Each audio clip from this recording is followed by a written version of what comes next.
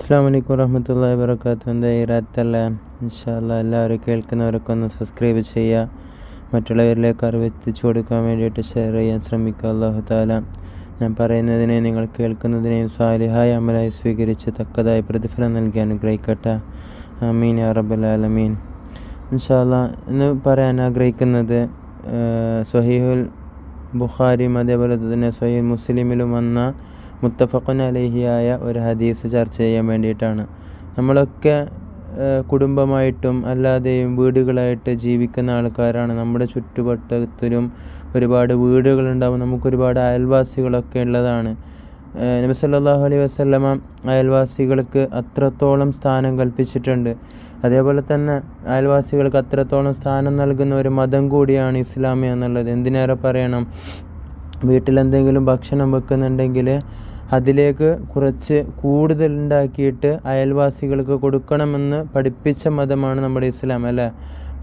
അതുമായി ബന്ധപ്പെട്ട അയൽവാസികളുമായി ബന്ധപ്പെട്ട ഒരു ചെറിയൊരു കാര്യം പറയാൻ വേണ്ടിയിട്ടാണ് ആഗ്രഹിക്കുന്നത്.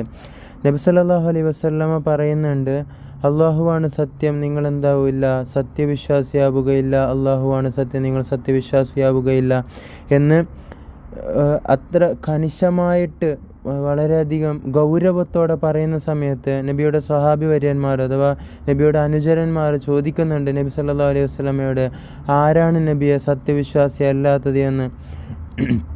നിസ്കാരം, നോമ്പ്, ഖുർആനോത്ത് ഇതൊന്നും കൊണ്ടല്ല നബി സല്ലല്ലാഹു അലൈഹി വസല്ലം പറഞ്ഞത്. അവിടെയാണ് ശ്രദ്ധിക്കേണ്ടത് ഇസ്ലാം എത്രത്തോളം പ്രാധാന്യം നൽകുന്നുണ്ട് എന്നുള്ളതിന്, അയൽവാസികൾക്ക് എത്ര പ്രാധാന്യം നൽകുന്നു എന്നുള്ളത്.